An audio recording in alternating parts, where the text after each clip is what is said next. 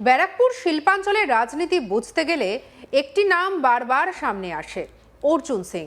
কেউ তাকে বলেন বাহুবলী, কেউ বলেন দল বদলের সম্রাট, আবার অনেকে মনে করেন তিনি আসলে উত্তর 24 পরগনার শ্রমিক রাজনীতির শেষ বড় মাঠের খেলোয়াড়দের একজন।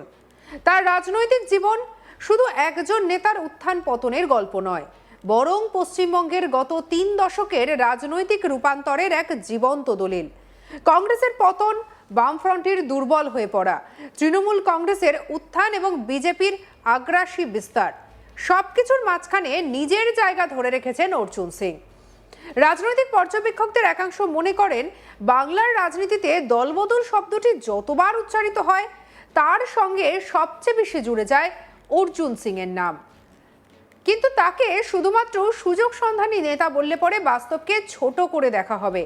কারণ ব্যারাকপুর শিল্পাঞ্চলের রাজনীতি শুধুমাত্র মতাদর্শের লড়াই নয়, এখানে জুট মিল, শ্রমিক ইউনিয়ন, স্থানীয় ক্লাব, পাড়া দখল, শ্রমিক অসন্তোষ এবং সাংগঠনিক শক্তির জটিল সমীকরণ কাজ করে।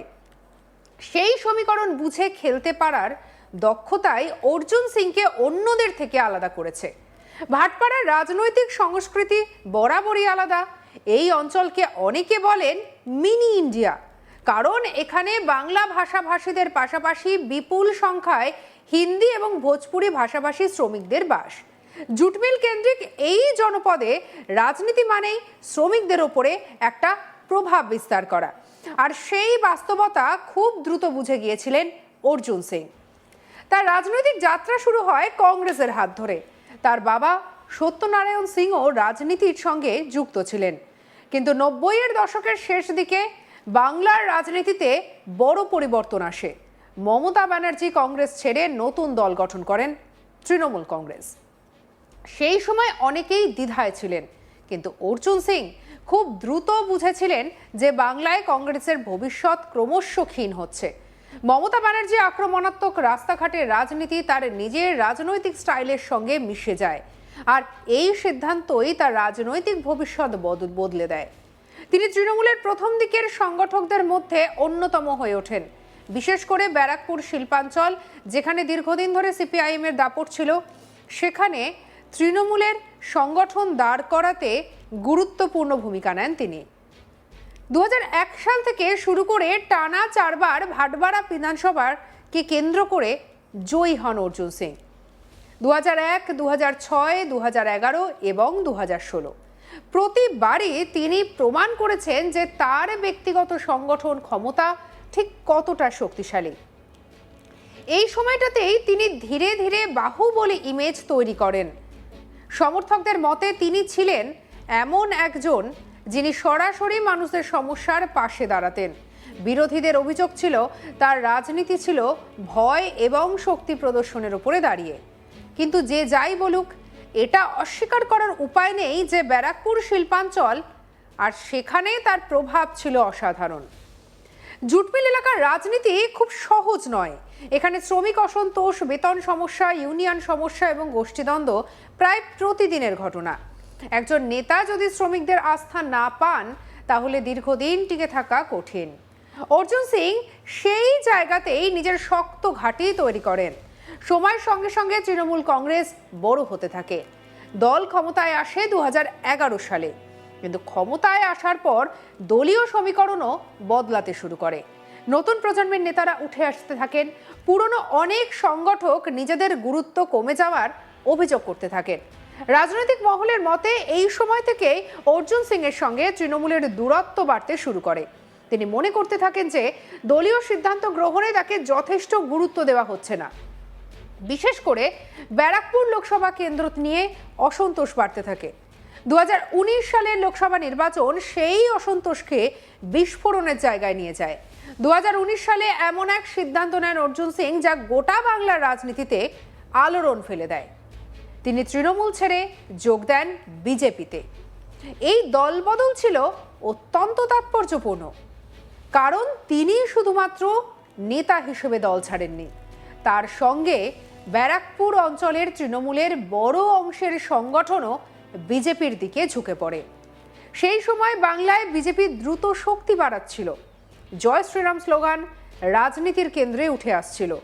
অর্জুন সিং নিজের স্থানীয় শক্তিমান নেতার ইমেজকে বিজেপির হিন্দুত্ব রাজনীতির সঙ্গে মিলিয়ে ফেলেন। ব্যারাকপুর লোকসভা কেন্দ্রের লড়াই তখন হয়ে ওঠে অত্যন্ত উত্তেজনাপূর্ণ। তৃণমূল প্রার্থী ছিলেন দীনেশ ত্রিবেদী। নির্বাচনের সময় ভাটপাড়া এবং কাকিনাড়ায় একাধিক হিংসার ঘটনা ঘটে। রাজনৈতিক সংঘর্ষে উত্তপ্ত হয়ে ওঠে গোটা শিল্পাঞ্চল। শেষ পর্যন্ত জয় পান অর্জুন সিং। এই জয় শুধু একটি আসন জয় ছিল না, এটি ছিল বাংলার শিল্পাঞ্চলে বিজেপির বড় প্রবেশদ্বার। লোকসভার সাংসদ হওয়ার পর অনেকেই মনে করেছিলেন অর্জুন সিং বিজেপিতে স্থায়ী জায়গা করে নেবেন, কিন্তু বাস্তব খুব সহজ ছিল না। ব্যারাকপুর শিল্পাঞ্চলের রাজনীতির কেন্দ্রবিন্দু হলো জুট মিল, আর জুট মিলের সঙ্গে জড়িয়ে রয়েছে কেন্দ্রের নীতি, পাট শিল্পের ভবিষ্যৎ এবং শ্রমিকদের জীবিকা। অর্জুন সিং বারবার অভিযোগ করতে থাকেন যে কেন্দ্রের নীতির কারণে জুট শিল্প ক্ষতিগ্রস্ত হচ্ছে। বিশেষ করে জুট ব্যাগ সংক্রান্ত নীতি নিয়ে তার ক্ষোভ বাড়তে থাকে। তিনি দাবি করেন পাট শিল্পকে যথেষ্ট গুরুত্ব দেওয়া হচ্ছে না, আর এর ফলে শ্রমিকদের ভবিষ্যৎ অনিশ্চিত হয়ে পড়ছে। রাজনৈতিক বিশ্লেষকদের মতে এখানে বিজেপির সঙ্গে তার দূরত্বও বেড়ে যায়, কারণ দিল্লির নেতৃত্বের কাছে জাতীয় রাজনীতি গুরুত্বপূর্ণ হলেও অর্জুন সিং এর কাছে ব্যারাকপুরের শ্রমিক রাজনীতি ছিল প্রধান বিষয়।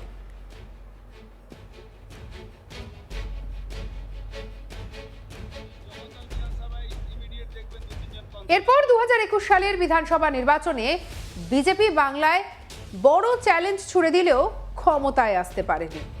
বিপুল জয় পায় তৃণমূল কংগ্রেস। এরপর থেকে বিজেপিতে যোগ দেওয়া বহু নেতার অবস্থান দুর্বল হতে শুরু করে। প্রশাসনিক এবং রাজনৈতিক চাপ বাড়তে থাকে।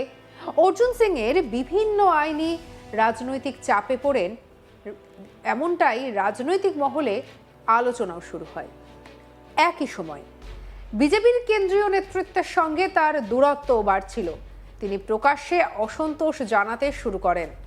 অবশেষে 2022 সালে আবার বড় মোড় আসে। অর্জুন সিং বিজেপি ছেড়ে ফের তৃণমূল কংগ্রেসে যোগ দেন।